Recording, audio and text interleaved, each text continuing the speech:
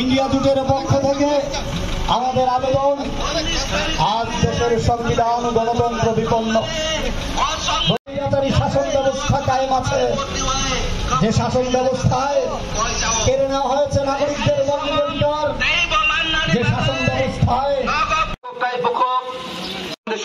Rimai sanai, all Patino, all BGPino, Buscan, Unistan, Tomario, Budia, CPM, Congress, Kazak, Borongan, Asis Kumasano, Kabang, Buddha Budna Bagay, all Amtanita, Hokai Buzano, Sankabai, Kubai, Kobokago.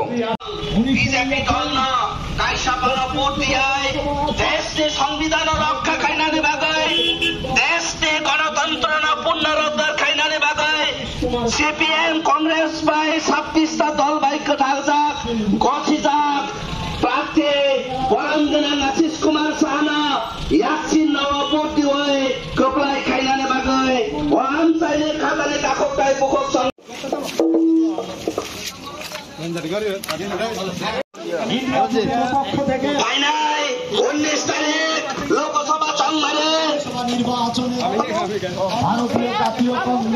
প্রদান করতে হবে 19 April আর 26 April পূর্ব ত্রিপুরা আসনে আপনাদের যারাই পরিচিত, যাদের সঙ্গে সংযোগ আছে, তাদের আপনাদের বার্তা পৌঁছতে হবে। এই রাজ্যে এবারের ভোট জনগণের অধিকারের সুরক্ষার ভোট, এবারের ভোট বেকারদের রোজগারের সংস্থানের ভোট, এবারের ভোট কিষানদের ন্যায্য মূল্য তাদের উৎপাদিত দ্রব্যের পাওয়ার ভোট, এবারের ভোট শ্রমজীবী মানুষের মজুরি বৃদ্ধি 400 টাকা, এই 400 টাকা মূল্য বৃদ্ধির, তাদের মজুরি বৃদ্ধির জন্য ভোট, এবারের ভোট বিভিন্ন জাতি উপজাতি মানুষের সংহতিকে বজায় রাখার জন্য। এই ভোট প্রদান করার জন্য আপনাদের ভাবনা চিন্তা, আপনাদের চেতনার উপর আমরা বিশ্বাস রেখে আগামী 19 এপ্রিল হাত চিহ্নে ভোট দিয়ে ইন্ডিয়া জোটকে শক্তিশালী করতে, কেন্দ্রের সরকার করতে, কেন্দ্রে সরকার করার লক্ষ্যে ইন্ডিয়া জোট এগুচ্ছে। আর এগুচ্ছে বলেই শাসক দল ভয় পেয়েছে, কংগ্রেস দলের অ্যাকাউন্ট ফ্রিজ করছে, দিল্লির মুখ্যমন্ত্রী আপ নেতা ওই কেজরিওয়ালকে জেলবন্দি করছে, ঝাড়খণ্ডে যারা ঝাড়খণ্ড মুক্তি মোর্চা ইন্ডিয়া জোটের বড় শরিক, তাদেরকে সরকার ভাঙার চক্রান্ত করেছিল, সরকার ভাঙতে পারেনি বলে সিবিআই আর ইডি লেলিয়ে সেখানে তার মুখ্যমন্ত্রীকে পদত্যাগ করে জেলে পুড়েছে।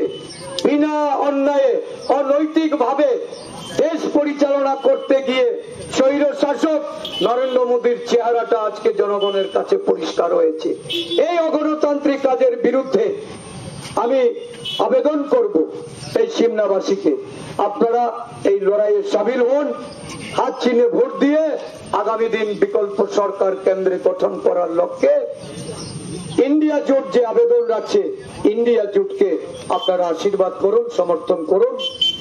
এই রাজ্যে আজকে যিনি পশ্চিম ত্রিপুরা লোকসভা আসনের প্রার্থী ভারতীয় জনতা পার্টি, নিশ্চয়ই আপনারা জানতে চাইবেন 4 বছর মুখ্যমন্ত্রী ছিলেন, মানুষের জন্য কি কাজ করেছেন, রাজ্যের মানুষের জন্য উনি কি স্বার্থ দেখেছেন, প্রতিশ্রুতি দিয়ে প্রতিশ্রুতি কতটুকু পালন করেছেন।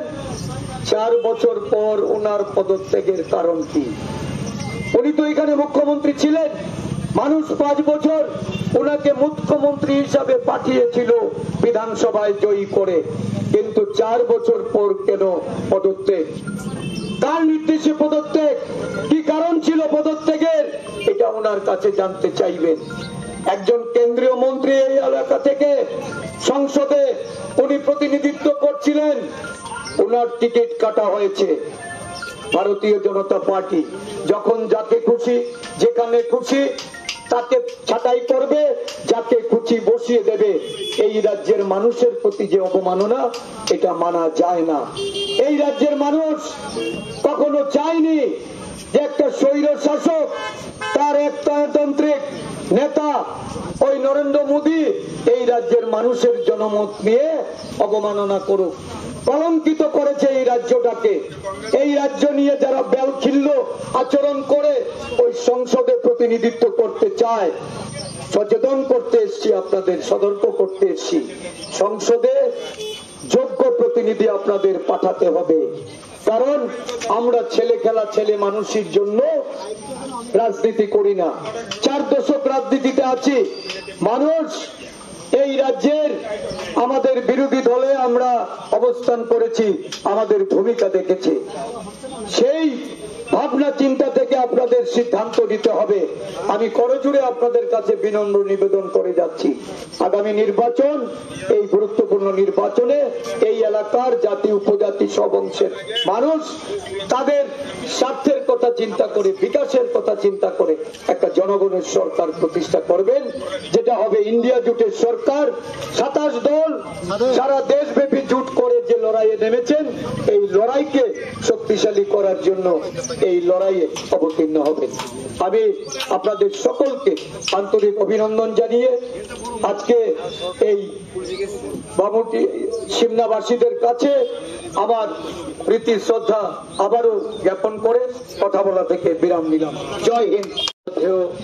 নির্বাচক মন্ডলী সকলকে আমার শ্রদ্ধা প্রীতি ভালোবাসা।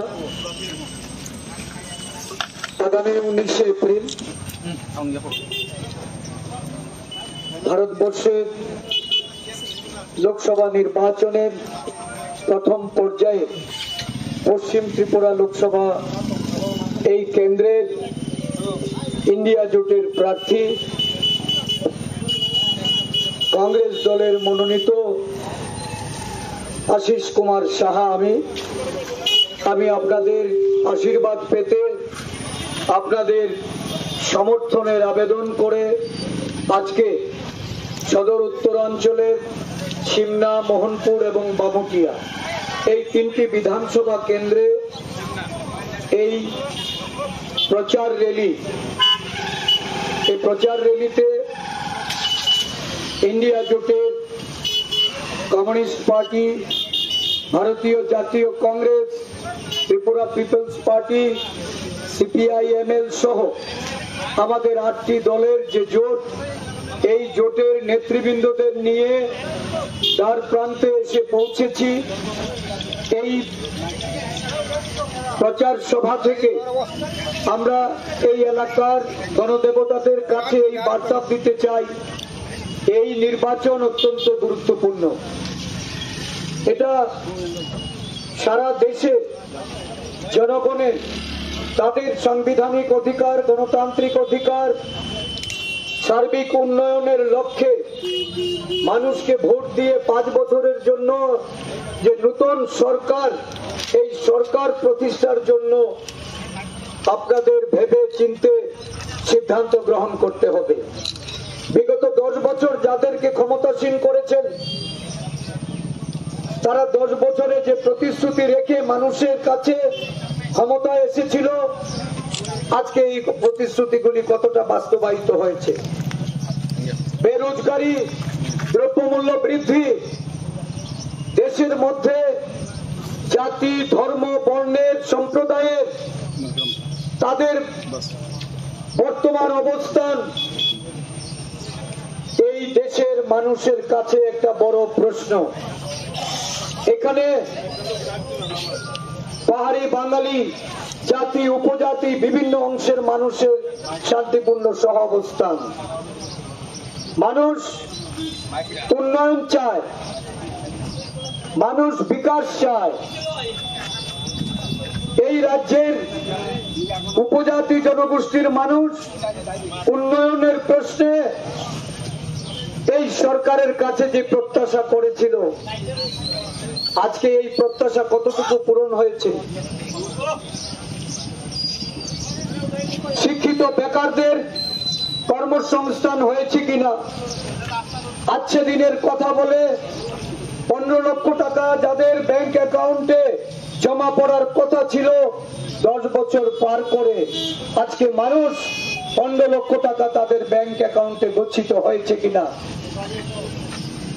এই দেশে যে সংবিধান, ভারতবর্ষের স্বাধীনতার পর সংবিধান রচনা করে দেশ যেভাবে পরিচালিত হয়ে আসছে, আজকে সংবিধানের উপর যারা হস্তক্ষেপ করে সংবিধানকে পাল্টে দেওয়ার ষড়যন্ত্রে লিপ্ত হয়েছে, একটার পর একটা কালো আইন, সিএএ,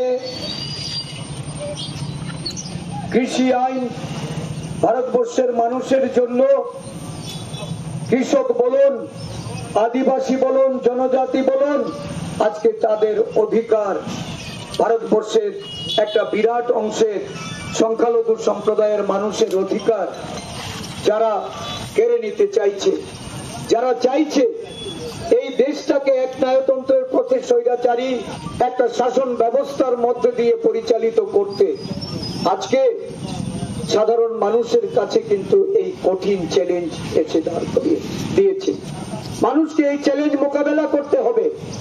স্বৈর শাসনের যদি পতন ঘটাতে হয় আর ভারতবর্ষের সংবিধানকে যদি রক্ষা করে মৌলিক অধিকারগুলি যদি রক্ষিত করতে হয়, দেশের সমস্ত অংশের মানুষের, সমস্ত ধর্মের বর্ণের মানুষকে ঐক্যবদ্ধভাবে একটা সংহতি সম্পন্ন দেশ যদি আজকে আমাদের, সেটাকে যদি আমাদের ধরে রাখতে হয়, আমাদের আগামী নির্বাচনটা হলো একটা যোগ্যতম সুযোগ। 10 বছর যারা ভুল বুঝিয়েছে, যারা বলেছিল উন্নয়নের জন্য ভোট দিন, যারা বলেছিল দুর্নীতিমুক্ত প্রশাসনের জন্য, স্বচ্ছ প্রশাসন উপহার দেওয়ার জন্য ভোট দিন, আজকে এই দেশ দুর্নীতিতে ছেয়ে গেছে। কোভিড চলাকালীন সময় যখন পরিযায়ী শ্রমিকরা, মেহনতি মানুষরা বিভিন্ন জায়গা থেকে ঘরে ফিরতে চেয়েছেন, যখন দেশের বিপুল সংখ্যক মানুষ ওই পিএম কেয়ার ফান্ডে টাকা বা অর্থ তারা প্রদান করেছেন, যে অর্থের আজকে অবধি কোনো হিসাব পাওয়া যায়নি। লক্ষ কোটি টাকা ওই পিএম কেয়ারের ফান্ড সেদিন পরিযায়ী শ্রমিকরা মৃত্যুবরণ করলেও তাদের জন্য খরচা করেনি। দেশের একটা বিরাট অংশের শ্রমিকরা তারা নানাভাবে সেই কোভিড চলাকালীন সময়ে স্থানান্তরিত হতে গিয়ে তাদের পথের মধ্যে মৃত্যুবরণ করতে হয়েছে। রেল লাইনে ঘুমিয়ে তারা রাত কাটাবে, সেই অবস্থায় রেলের চাকা তাদের উপর দিয়ে পিষে দিয়েছে। এই পরিস্থিতি দেশে যারা সরকার, তারা কিন্তু শ্রমিকদের পাশে দাঁড়ায়নি। ওই কোভিড কেয়ার ফান্ড দিয়ে নিজেদের অর্থ তহবিল স্ফীত করেছে আর কর্পোরেটদের সেদিন তারা সুযোগ করে দেওয়ার জন্য প্রশাসনকে কাজে লাগিয়েছে। আজকে শ্রমিক বন্ধুরা, আপনারা নিশ্চয়ই এই বিষয়টা অবগত আছেন। যারা প্রতিশ্রুতি দিয়েছিল সরকার করে শ্রমিক